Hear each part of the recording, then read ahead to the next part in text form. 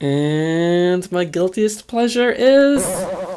Just kidding, this game's horrible. I am not. My friend Tassos at TGS channel went over his guiltiest pleasure, which is Friday the 13th on NES, and I thought that was a really good one because it's notorious as a bad game, but it's actually pretty fun. It's pretty dang fun actually if you spend some time with it. So it got me going through my collection to pick out my guiltiest pleasure, and I already know what it is, but I was trying to like find other ones too. But generally I have pretty good taste in games, so some honorable mentions that I found. There's stuff like this, Populous and Draken, that's like... They're good games, they're super niche though. The average player doesn't want to play them because they're just nerdy and they're boring and slow. Draken is super like sloggy and archaic, and Populous is just like boring. But I love these games. I played them early in the Super Nintendo's life and they brought me joy.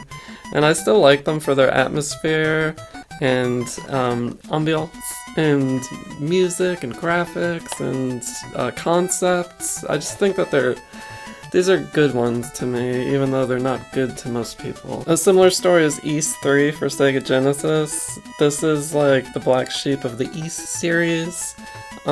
Because it's a side-scroller, a lot of people crap on it that are Ys fans, and the company Falcom even remade the game as a top-down game to fit in better with the series. So this title, a lot of people kind of don't really respect it, but it ultimately is regarded as a good game, so it's not really a guilty pleasure in the grand scheme of things. And on the other hand, you have a game like this, Strider Returns, and this is a little bit of a guilty pleasure. It doesn't really bring me pleasure, because it is a bad game and I don't enjoy it, but I enjoy Strider, the first game, so much that I can find some joy in this game just simply from the control, because it's built on the same mechanics. It's basically like a hacked version of Strider 1.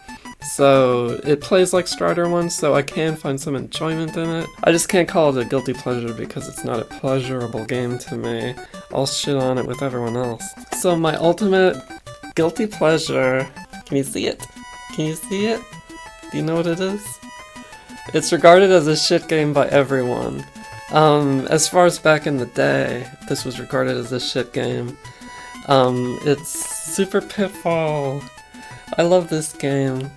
When I was a kid, I always wanted to rent this almost every weekend, and my brother would be like, no, it's fucking horrible, we're not renting Super motherfucking Pitfall again. It sucks. And I was like, I like it. And I do to this day. I love this game.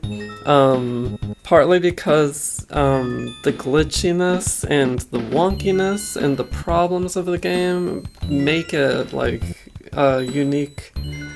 They contribute to the atmosphere.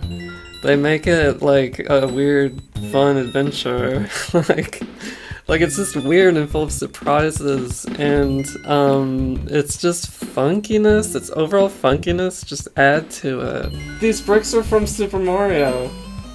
It doesn't make sense. Like, it's kind of like Castlevania 2. You have no idea what you're doing. There's no guidance in the game. You're just fucking around in an open world and hoping for the best. And I think that was just super, like, weird and fun and encouraging multiple playthroughs, honestly. It was just like a fun, weird world to roam through and hope for the best. You jump around, you find weird items as you're jumping, so it's one of those games where you're jumping the fuck everywhere. It's fun, it makes the game so much fun if you're jumping the fuck everywhere. And the items you find don't make sense, like, at least in Milan's Secret Castle, you find, like, money bags or whatever, magic wands and shit, but in this game you find, like, poker symbols, like a club and a heart and a diamond, and it's just like, what do I do with this? Watch. Ah, see? See, I told you. You're running around doing your thing, you encounter a dead end, you jump up into the wall, and all of a sudden you're transported into this underworld that's full of skeletons or monsters with skull faces and They're shooting skulls out of their dang mouths, and there's skulls in the background, and it's just eerie and weird. You can walk up and find the princess that you're supposed to rescue, but like nothing happens because you don't have all the items, so you're just like, she's just frozen and sitting there staring at you. And it's just this weird atmosphere. It's just so strange. When I found that underworld for the first time, I just fell in love. The game just had me at that moment. The frame rate is horrible, and I feel like it adds to the atmosphere. Everything about this game is just wonky and glitchy, and just like, it's a problematic game to say the least, and it deserves all the horrible shit that people say about it, but I like it a lot. I really like the atmosphere. I always liked it. I think it's just a wonky, ridiculous, crappy game that is just a unique joy, and it is my guiltiest pleasure in the world as far as video games. Let me know what your guiltiest pleasure is in video games. Just video games. Keep it games in the comments, please. Thank you for watching.